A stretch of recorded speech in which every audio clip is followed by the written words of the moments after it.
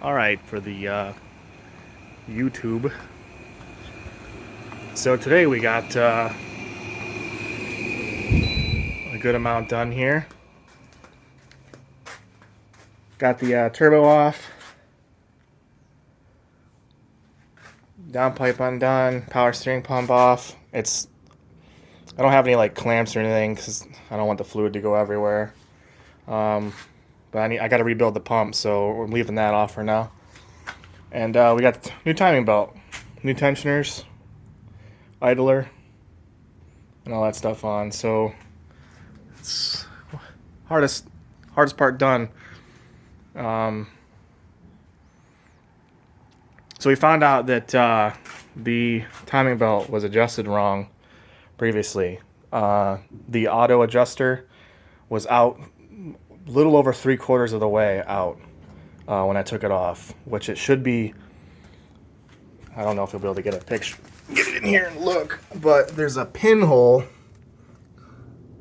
right there. So that pin, once the timing belt's tight, with that idler right there, once it's tight, you should be able to pull out an Allen wrench or a pin out of there. If you can't, then your belt is adjusted incorrectly. So just a forewarning for anyone who's doing one of these, to make sure. Mitsubishi spells a special tool. You can see the two holes there. Well, you can only see one in there, but there's two holes. There's a tool that slots into those two holes, and you can put a torque wrench on. They tell you to torque it down in those holes to 35 foot-pounds, and then lock that bolt right there down. And that's how you make sure the timing belt's tight. And then, like I said, you should be able to pull and loosely pull out the pin out of that auto tensioner. If you can't, you need to readjust that timing pulley right down there. So just a future note. I think my next step is I need to buy a bunch of new bolts for the timing covers, because half of them were not OEM, or not really OEM, but like they were like US SAE spec, but with like a metric thread on them, which is weird. I'm probably the one that did that because I was a broke ass. So I'm gonna fix that and then put all the covers back on and then rebuild this pump. I've never rebuilt a power steering pump, so, but I have the kit because it's been whining like it's got air in it, and I've tried to bleed it, put the car up in the air, turn it lock to lock, put it back down, and I cannot get it to stop whining. So I'm not sure if it's like leaking. I can't find any leaks on the rack anywhere or the power steering cooler.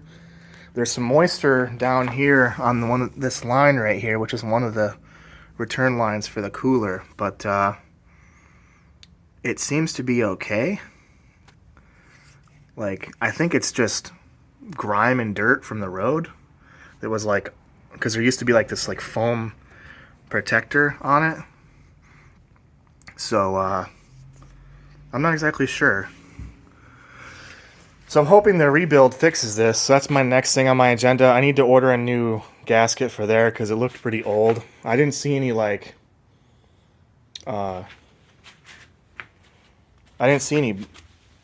blow through on the gasket, but these aren't that expensive, so I'll just replace it for a peace of mind. And then yeah, should be good to go. And then get a new donut for this, because this looks like ass. It's like smashed in there. I don't even know how I'm going to get that out, to be honest. So, and then once that's replaced, I can do the new oil drain for the turbo, and then that's kind of just button up the engine bay. And then I got to get a new starter, because I'm pretty sure that's an Evo 4 starter, and there's an Evo 8 flywheel in here.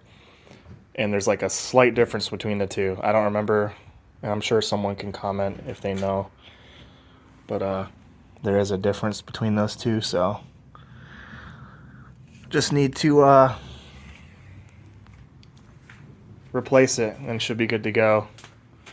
And then I gotta figure out what to do with this AC line. It's like folded really bad.